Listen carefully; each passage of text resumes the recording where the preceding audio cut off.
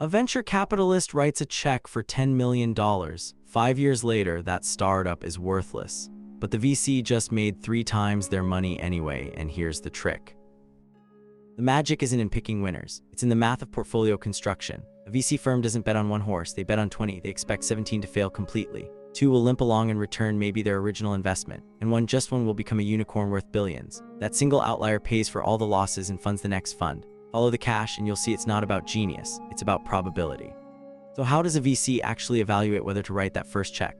They don't look at revenue. A startup making $0 can still get funded. Instead, they're hunting for 3 things: market size, founder quality, and traction. Market size means, is there a problem big enough that solving it could create a billion-dollar company? If the TAM, total addressable market, is only 50 million, there's a ceiling. No exit will be large enough to justify the risk. Founder quality is almost religious. They're looking at, have they built something before? Do they have domain expertise? Are they coachable but stubborn? Do they have a co-founder, or are they flying solo? Solopreneurs fail more often. Then there's traction. Early traction isn't revenue. It's user growth, engagement, retention. Airbnb had almost no revenue when it raised Series A, but their week-over-week user growth was explosive. That's what VCs see.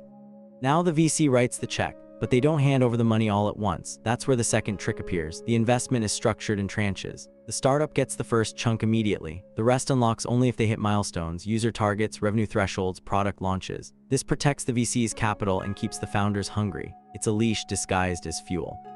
The VC also takes equity, usually 10 to 20% in an early round. But here's what most people miss: they take a board seat, not as a courtesy, as control. The VC now has legal power over hiring, firing, and strategy. They can push the founder out if the company stalls. They can force a pivot. They can demand a sale before the founder is ready. The equity is the upside. The board seat is the insurance.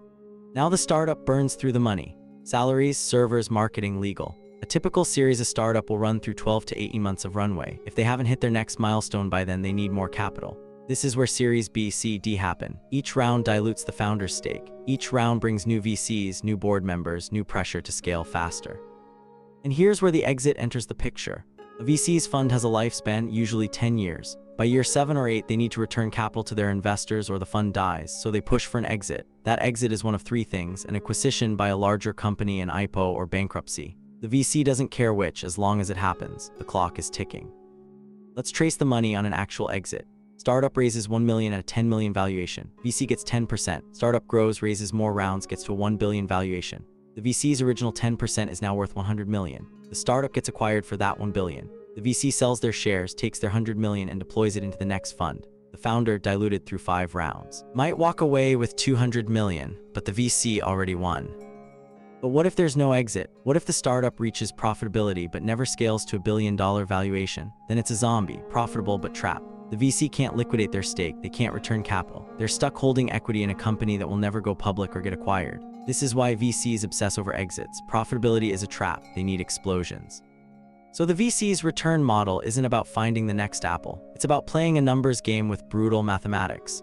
1 unicorn pays for 19 failures. The VC doesn't need wisdom. They need volume, timing, and the authority to steer when the ship starts sinking. They're not entrepreneurs, they're portfolio engineers. And that's how a VC makes 3 times their money on a startup that dies. They weren't betting on that one company, they were betting on the portfolio. The dead startup was always expendable. It was the math that mattered.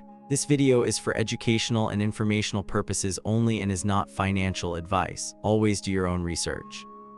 Subscribe for more forensic breakdowns of how money actually moves through the world's biggest industries. New deep dives every week.